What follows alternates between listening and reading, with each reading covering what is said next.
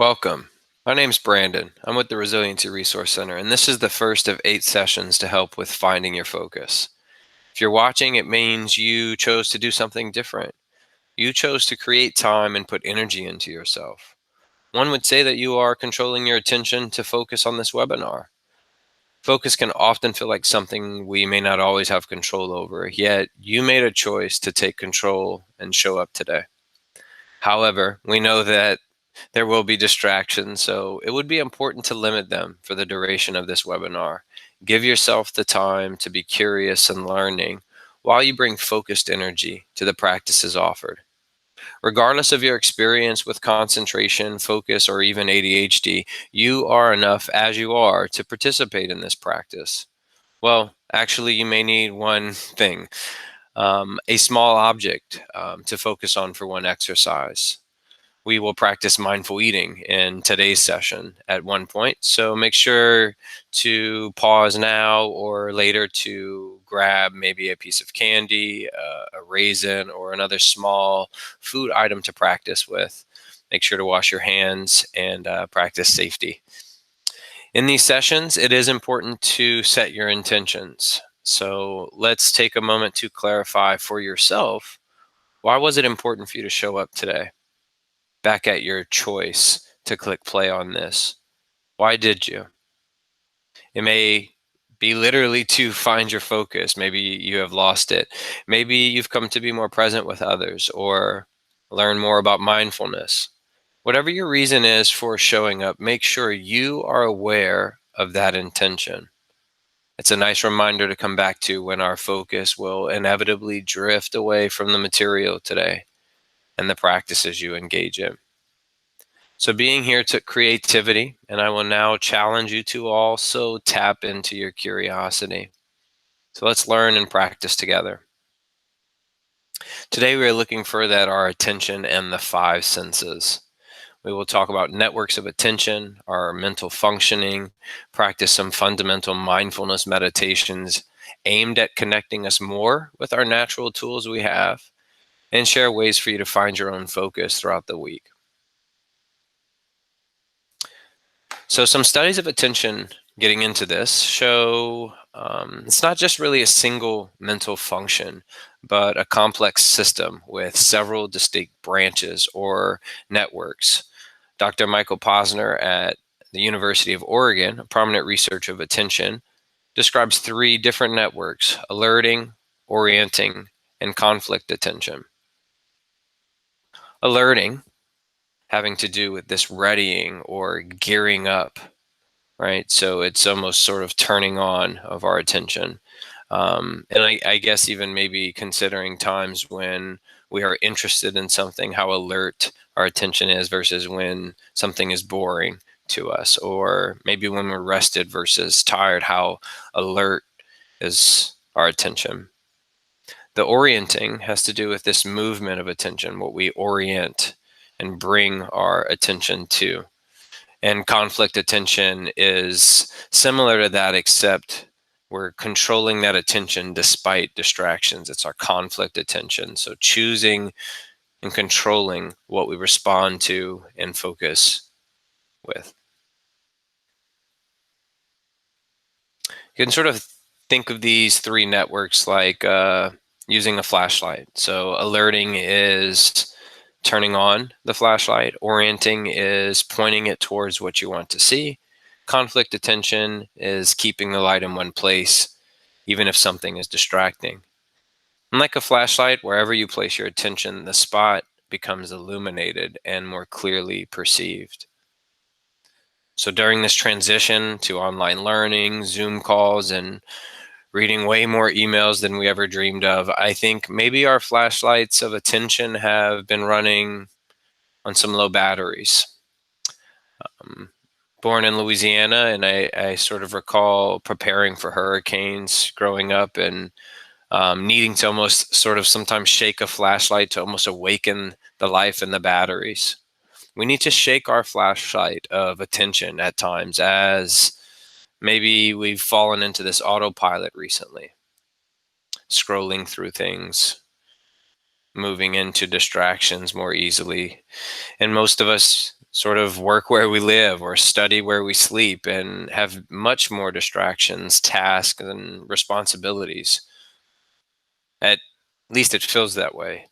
Sometimes it may feel as if we want to shut the flashlight off so we don't have to focus, but we quickly see that that light bulb still flickers to something of interest.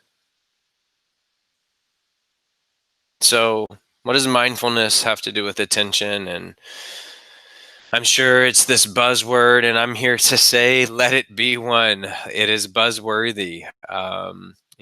Simply and demystifying it, it's purposeful, it's attention to the present, and it's without judgment.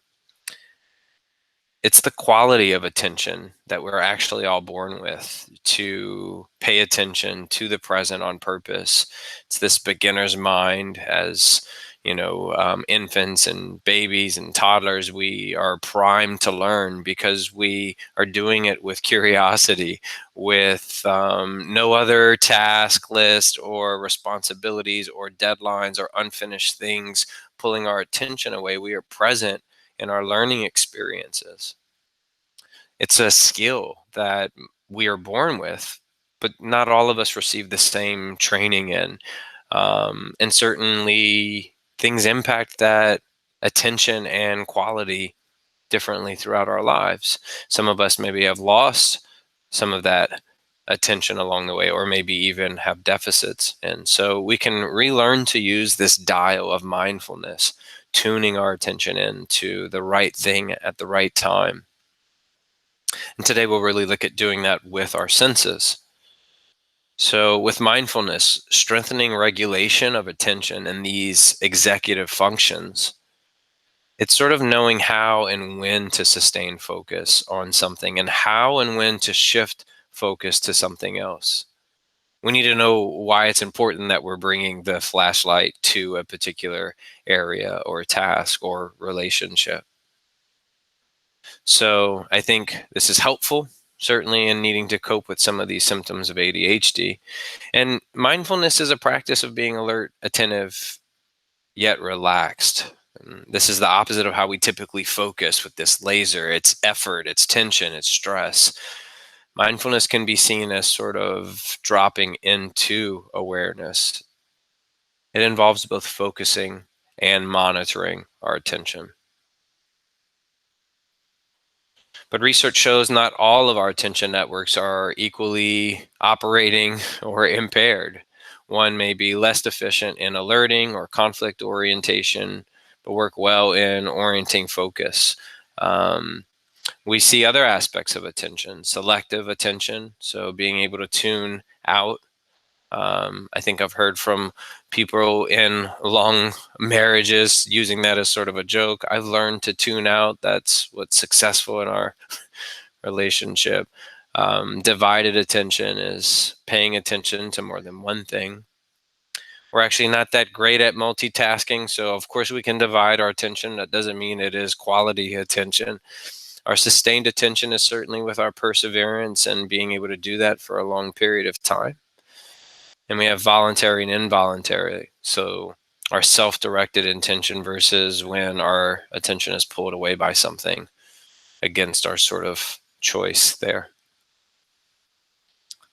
I used to love optical illusions. There's a big chance most of you have encountered something like this one before, but just sort of playing into this visual and non-visual attention here. What do you see when you look at this picture? An older lady? A lady in her youth looking away? How about both simultaneously? The key here is that your awareness changes depending on where you place your attention. One face or both, we can focus to the point of getting fixed on one way of seeing things, even with multiple possibilities.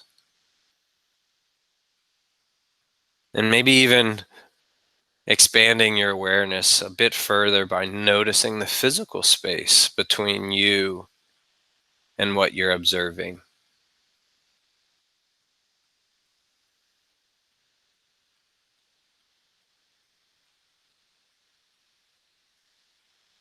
And we'll play a little bit more now with the non-visual attention.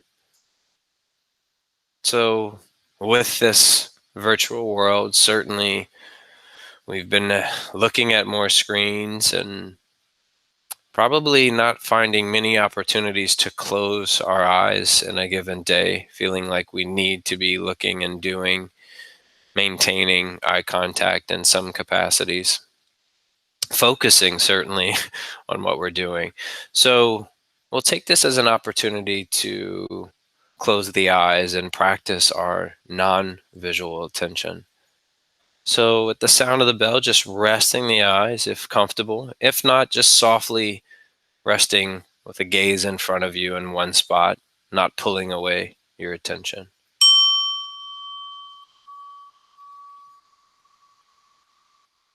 And notice what's coming into your awareness from the outside world. Maybe noticing sounds, sensations on the skin, temperature of the room. Be open to these experiences, observing from where you are. And now shifting the attention to the inside of yourself and see what grabs your attention. Maybe you notice the contact between your body and the seat,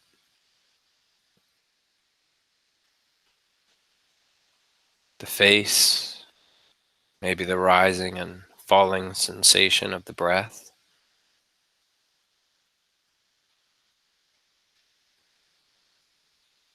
Maybe you notice a feeling or a thought or many. With your own attention, just moving the direction of what you focus on from the top of your head, past the eyebrows, the cheek, and towards the jaw.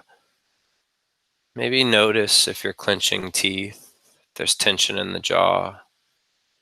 Just relaxing the jaw, relaxing the eyebrow, the forehead, just relaxing the mind. Maybe noticing how easy or difficult this is for you to notice both the outside and the inside.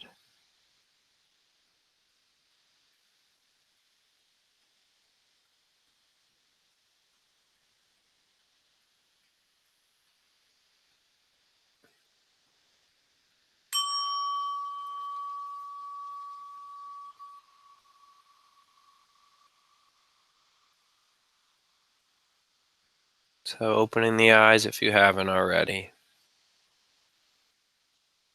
We'll continue at this pace and begin to rediscover the five senses.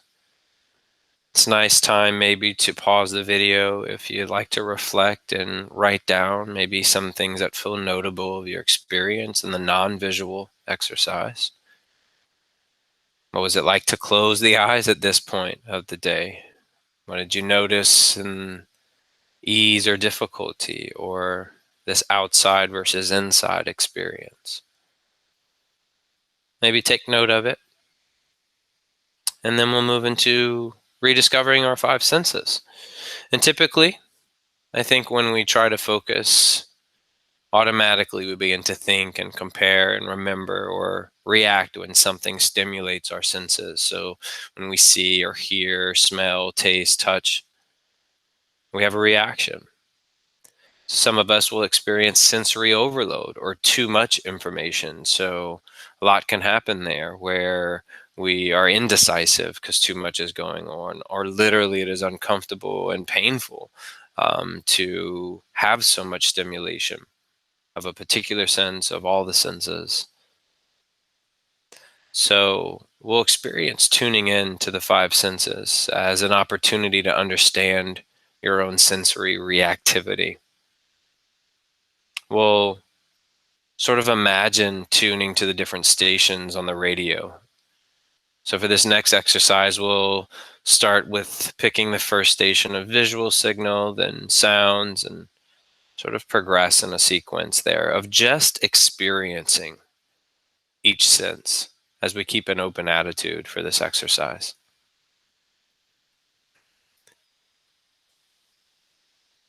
So maybe taking just a deep breath here in through the nose and sighing it out through the mouth. And I'll take one with you. We'll do one more here before starting.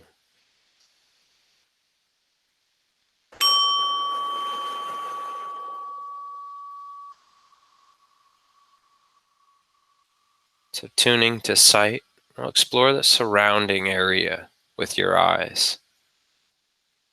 Notice what's around you as if you were a photographer capturing interesting lines and colors and textures, the angles in your view.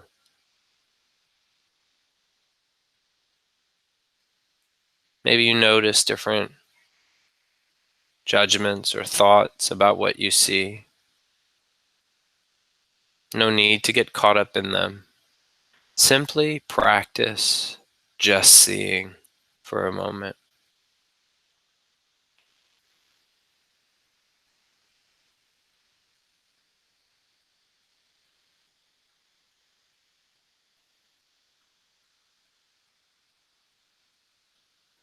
And just changing the station now to hearing. We'll tune into the sounds with your own attention now to what is happening around you. Bring attention to the sounds as they come and go.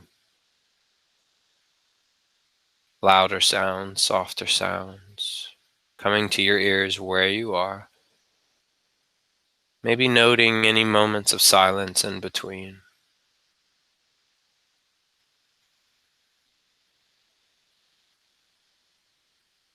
Practice awareness of sounds without getting caught up in mental associations with each sound.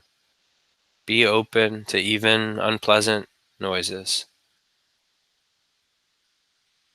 Practice receiving these sounds.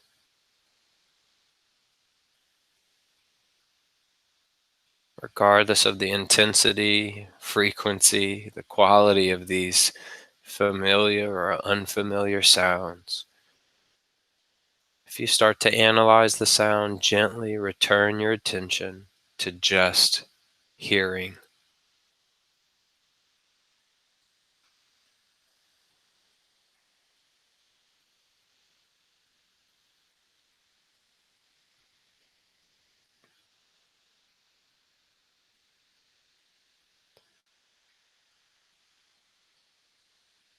Noticing now as you control the dial, the smells around you, paying attention to any scent or odor present.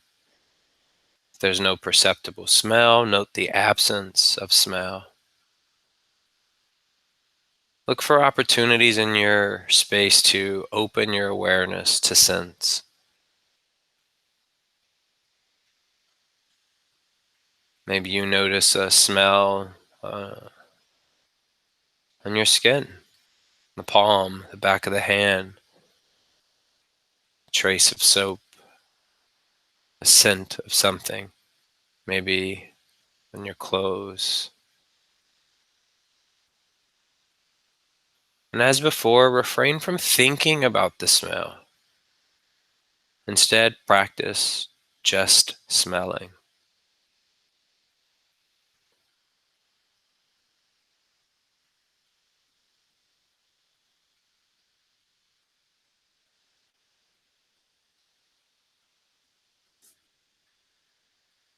And noticing the sense of touch.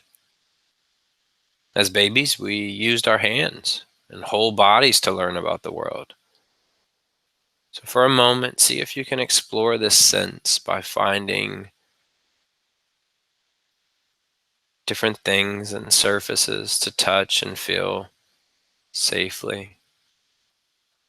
Maybe touching a part of your skin and noticing a feeling of smoothness or roughness, coolness or warmth. Maybe pressing your finger on your thigh and exploring the sensation of pressure. rubbing hands together to see how the palms feel afterward. Maybe placing the hand on the heart and belly as you breathe. Practicing just touching.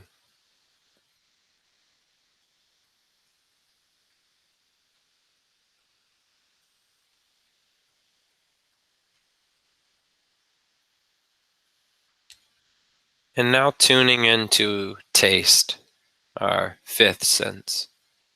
So pausing now if you need to grab one small food item. Raisins work well for this exercise, but curiosity and creativity also work well. So improvising with what works. We're going to move into the mindful eating exercise. So when ready, taking the object in the palm of your hand or between a finger and thumb, and pay attention to seeing it. Seeing the object as if you've never seen such a thing before. Be curious, looking at it carefully, turning it over, observing any highlights or folds, where the light hits, where it doesn't.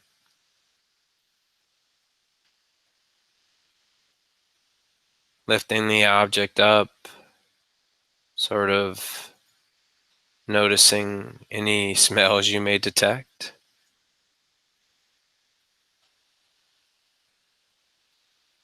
Maybe as you place it between the finger and thumb towards the ear, you can press on it lightly and detect any sounds coming from the object.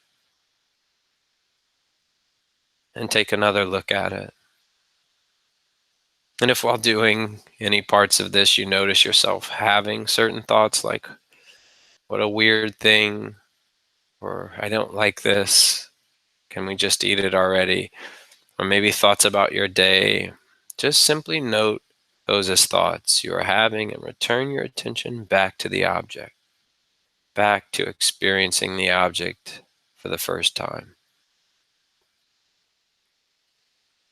Begin to slowly lift this object toward the mouth, noticing how your arm seems to know exactly how to do that. Rolling it along the upper and lower lip, noticing sensations this creates in the mouth, placing the object in your mouth without biting, just noticing how it is received. Be present to simply having the object in your mouth. And when you're ready, positioning this object between the upper and lower teeth, noticing how the tongue automatically helps out, pressing down on the object one time, noticing the tastes that are released, the change in the object, pressing down on the object a second time, and continuing that process of chewing, noticing the change of consistency of the object, the taste. And before swallowing the object, just noticing your intention to swallow it. Bring to your awareness how you position the object towards the back of the throat, the roll of the tongue and saliva. And when you're ready, swallow the object, following it down your throat, sensing it move through the body, taking notice of any lingering pieces of the object in the mouth, taste that remains.